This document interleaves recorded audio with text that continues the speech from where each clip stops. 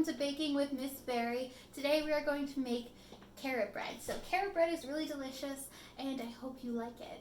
So what we have to do first is grease our lovely pan. And what I'm using is extra virgin olive oil. All you have to do is spray and it will help keep your bread from not sticking in the pan when you want to get it out of the oven. Speaking of the oven, what we are going to do is we are going to put that oven on for 375. It should be ready for when we put it in the oven, but make sure that you are setting your oven to 375. So the recipe. I have attached the recipe to our PowerPoint, but I'm going to show you what I have in front of us. First, we are going to incorporate our eggs, our sugar, and our oil. So I have 2 eggs here. I'm going to put it in. And then I have 1 cup of sugar, so I'm going to put that in. And then I have 3/4 a cup of vegetable oil.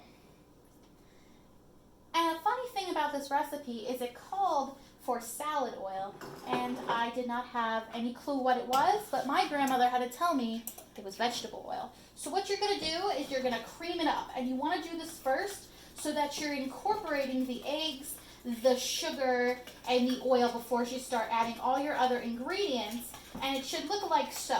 It should look very eggy and very thick. Once that's done, you can start incorporating other things. So what I have here is I have a teaspoon of salt going in. I have some flour that's going to go in too. I have a teaspoon of baking soda, baking powder, some grated, some ground cinnamon, and then I got us a cup or a little more of a cup of grated carrots, and that's what it looks like. It looks pretty cool. Okay, you can smell the cinnamon already. So what we're gonna do is now we're gonna mix this up, right? And so it's gonna be pretty loose in the beginning. And so what you wanna do is you wanna keep mixing it up, like so. And as you can see, as you mix it up, it starts to condense together and the flour starts to incorporate more as you keep going. So you really want to make sure that you're taking your time with it because you want to incorporate all of that flour that is going into your bread so that you have a really nice bread.